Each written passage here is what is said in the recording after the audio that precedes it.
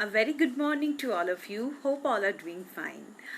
In the previous class, if you have remembered, we have started the very famous poem, that is We Are the Music Makers by Arthur William Edgar O'Shaughnessy, which was included under the title Ode in the year 1873. Ode, what do you mean by ode? The word comes from the Greek Aiden, which means chant or sing, which belongs to the long varied form of lyric poetry. It means, previously through ode, artists used to sing, they used to chant. Later on, artists decided to compose poetry. Generally, it was accompanied by dance and music. And this the romantic poets, they decided to convey their utmost strong feeling for something or someone through such odes. This We Are the Music Makers is an example of ode, not a traditional one, but a ode, a form of ode. So if you remembered, we have read the first two stanzas, and we know it started with the very famous lines, we are the music makers and we are the dreamers of dreams. The opening lines are very significant and it has a straightforward beginning. We is a collective voice of all the artists around the world. We are the music makers and we are the dreamers of dreams. We can only dream and we have the ability to actually execute those in reality through our artworks, right? And it is very interesting to note that the poet does not refer any particular form of art. Rather, he includes everything, this whole empire of art which comprises poetry, singing, dancing, sculpting, painting, and so on. And he addresses everyone, every artist around the world, and he is representing very creative artists associated with the art of creation. So, and we know when the poet says they are world losers and war forsakers, he is implicitly referring to the difficulties these artists often have gone through. Okay, but whatever the sacrifices they have made, whatever the fights, how much they have combat on their part, that is largely and highly appreciated, which are appreciated through their works, through their creation. Yet we are the movers and shakers. This movers and shakers, this is a very famous phrase that is used in everywhere. Of the world forever, it seems, means we are the movers and shakers, means, and they can create an utopic world with every ideal joy, with every ideal imagination and perfection prevail there.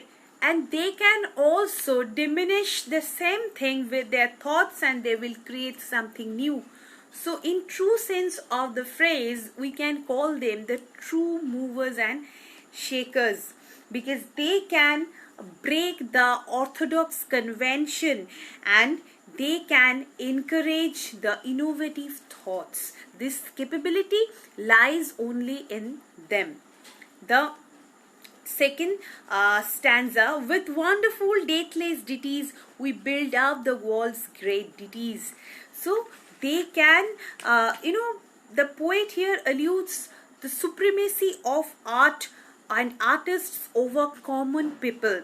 He's saying that with every individual ditties, every individual singing, and every individual creation of art, they can create a wonderful deathless, with wonderful deathless ditties, we built up the great walled cities. They can build great walled cities. So it is through their works only we can get to see great empire, great cities are made. And through their works, these cities, these great cities can get immortalized only. And their waving of imaginations, imaginative stories filled with enigmatic charm and fantasy can actually fashion an empire's glory. And in the last two lines, the three with a new song's measure can trample an empire down. So one has the power to emerge the victorious and conquer a crown, whereas the confident and determined revolutionaries can trample an empire down. This art outlives every society, every civilization. So one can conquer a crown, one can trample an empire down. All these are possible through their artworks. All these are possible through their imaginative creation, and these are immortal. In the next, so we will be beginning with the third stanza today. So let us begin. We in the ages lying in the buried past of the earth, means we from ancient ages in the buried past of the earth. Buried past means the hidden history of the earth. Built Nineveh with our sighing, and Babel itself in our mirth. Mirth means merriment. So in ancient times we built Nineveh and Babel. Now, what do you mean by Nineveh? Nineveh was the flourishing capital of the Assyrian Empire. It is mentioned in Hebrew Bible that Nimrod was the founder of Nineveh. According to the Holy Bible, it made a tragic end because of some immoral works. God made an utter end of the place. It became a complete desolation.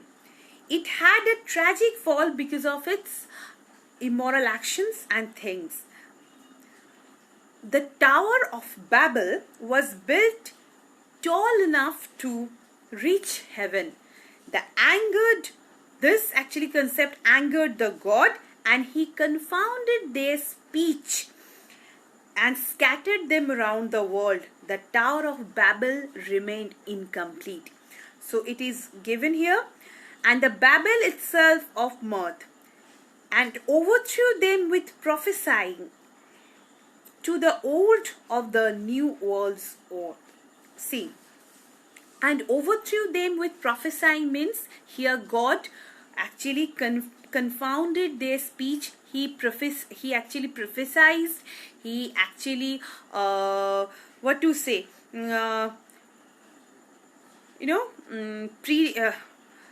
pre-assumed something or predicted something about this, and as a result he created confusion among people, and the work remained incomplete. So why does the poet use such illusion? This is a literary device called illusion. Why such illusions are given here, mentioned here? Poet refers to these illusions to depict that it is ultimately the artist himself who creates and kills his own myth. However, since art is permanent, old artists are always replaced by the new artists and new myths. In this way, the poet asserts the supremacy of art. So, in the last two lines, the poet actually emphatically says, "For each age is a dream that is dying. or one that is coming to birth. For each dying dream, we will get to have a new dream. Okay, and we will replace the obsolete one. In this way, the supremacy of art will be prevailed and it will become immortal.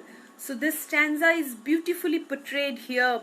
Here the poet is saying, in the ancient times, Nineveh and Babel, such towns and towers are made, but it has this actually sculptures are diminished by God, by the creators itself, and they have created something new to replace the old ones. This inflexibility lies in their artworks. They are not rigid because art is supreme of all. Maybe the old ones are getting replaced by the new ones, but over or above all, there is one thing that is true and immortal, that is nothing but art, the supremacy of art. For each age is a dream that is dying or the one that is coming to birth, because with every dying dreams, we are giving birth to a new dream that we have to execute through our works. So this is the ultimate reality of art. This type of inflexibility is much required in such immortal creations. So this third stanza ends here. This is a lovely stanza. After this, I will be discussing the themes. These are very important. I'll ask you to actually write down the key points. As I told you, these are very important to write and jot these things down so that you can make your own answers, right? So two themes are very important here. One is the permanence of art. So the poet has immortalized art and its creation. Art provides us with a pure aesthetic pleasure and unalloyed joy.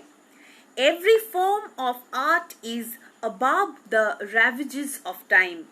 Its beauty is everlasting. Art is not confined to the limitations of the realistic world. The artists can hold actual power of their ability to change the inflexible system. In sharp contrast to art, world of reality is full of hurdles. Though the artists have a secluded life, we have read this in the previous stanzas, wandering by lone sea breakers and sitting by desolate streams, they built up the world's great cities by their wonderful deathless ditties. Their art is superior and above all constraints. So this theme is beautifully portrayed. This is the permanence of art. So this lovely creation, this can escape the ravage of time. This cannot be destroyed. These can be only immortalized. And this shows us the supremacy above or over everyone or everything that is flexible, that is inflexible, that is rigid, because these works are truly inflexible, which can be replaced by anything new if the artists want. And this actually stands in sharp contrast to the reality, which is full of hurdles and inflexibility, which caused nothing but the dilemma, the desolation of the human beings. But through these arts, the artists can live. They can create anything their hearts desire. This is the beauty of art, and this is the uniqueness of art. Next is beauty of art. So beauty of art. Oh, I forgot to tell you about this. Lines are portrayed here: wandering by lone sea breakers, sitting by desolate streams, they built up the world's great ditties by their wonderful deathless ditties. Often we have seen they are wandering through the sea beaches, they are sitting by the side of a river, but through their deathless ditties means songs, they are creating actually wonderful great cities. So in the beauty of art only you can get to know, like they often led a secluded life, okay, because they often find themselves very isolated and different from others. But the beauty of art is what you know, whatever they have created got acknowledgement worldwide by all of us, because being isolated only, being in a secluded place only, you can think something out of the box. That is why we can say we are different from the artists, the imaginative people, because they have the capability to see beyond the spectacle of the common people. They can imagine anything out of the box, and that actually leads them to create something fine, beautiful and unique, and made all of us to think twice on the creation. Why is it created like that? Because we are only stirred by their writings, we are only stirred to imagine in a different way only through their unique writings. So they are also called movers and shakers, because they have the ability to be the demolisher, to to demolish, to end, to finish anything they have created. And in that place they will again create something new, something beautiful that will very nicely replace the old ones. So this actually is very significant. This phrase is very significant and actually goes with the true artist. They bring significant change in the society by propagating new thoughts and ideas, because only through their works, while suppose we are reading this poem, this is also a beautiful work of art, we are getting new ideas, we are bound to think in a different way, how artists survive, how they have created, what made them unique from the common people. So through this work of art only we are thinking. So it is very rightly said, like pain is mightier than sword.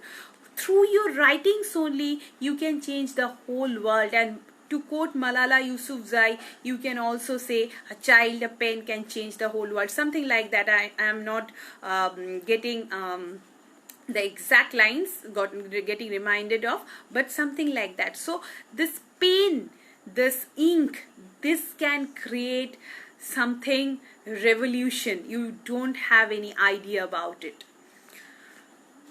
Okay, so these are two very important themes. Now I will be talking about certain question answers that are very important, and after getting these answers on question answers, you should not have any difficulty to answer anything else also if comes. So the bring out the theme of O'Shaughnessy's poem, We Are the Music Makers. You are asked to decode the theme. So you will write the permanence of art, the beauty of art. These are the themes as I told, and they are often called world losers and world forsakers. But yes, they are the dreamers of dreams, they are the movers and shakers, right? So they can create world's great cities, they can fashion an empire's glory through deathless ditties, through their beautiful works only. And they can make the reader to conquer a crown, whereas a few confident and determined revolutionaries can trample an empire down.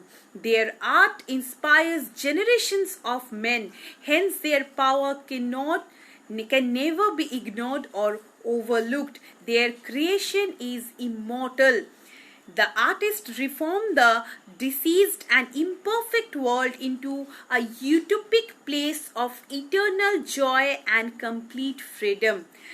Every beauty of art possesses the power to move others by the visual charm and by a feeling of wonder and admiration. Art is not subject to decay and destruction. Its beauty is everlasting and incomparable. The poet refers to the biblical allusions Nineveh and Babel to depict that it is ultimately the artist himself who creates and kills his own myths. However, since art is permanent, the old artists are always replaced by the new artists and new myths. In this way, the poet asserts the supremacy of art. He emphatically states, for each age is a dream that is dying, or one that is coming to birth. As I told, with each dying dream there was some new dream that is coming forward, and this that is going to be born. So this can be created by the poets only.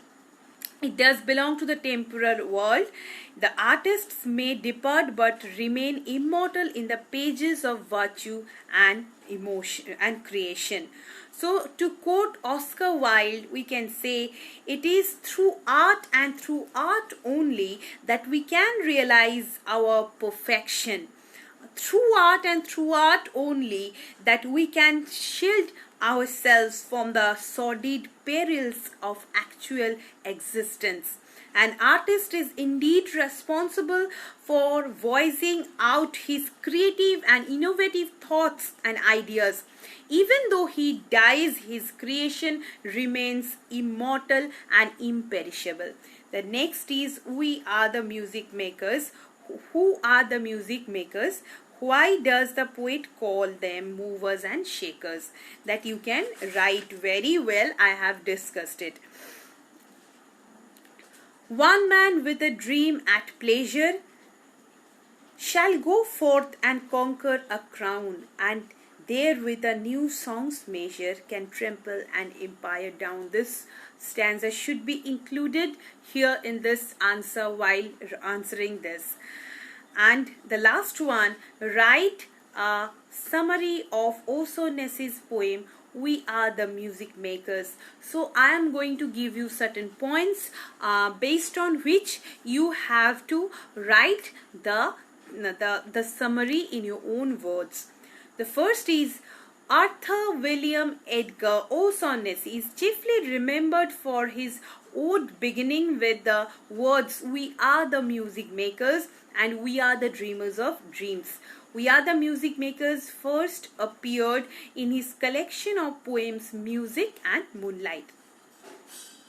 The poem is written praising all the people who are engaged in artistic, creative and intense urge to do something new and quest for truth and beauty. They may be the poets, musicians, sculptors, painters, wanderers in search of untold truth and wisdom and the like. Next, the poet conveys the important idea that art is indestructible and life is transitory. Every creation represents supreme beauty of art. The poet conceives a symbol of eternity in these forms of artistic beauty. The poet considers the artists to be real movers and shakers. Their dreams shape our reality and their creations outlive every society and civilization. What they create is permanent and everlasting.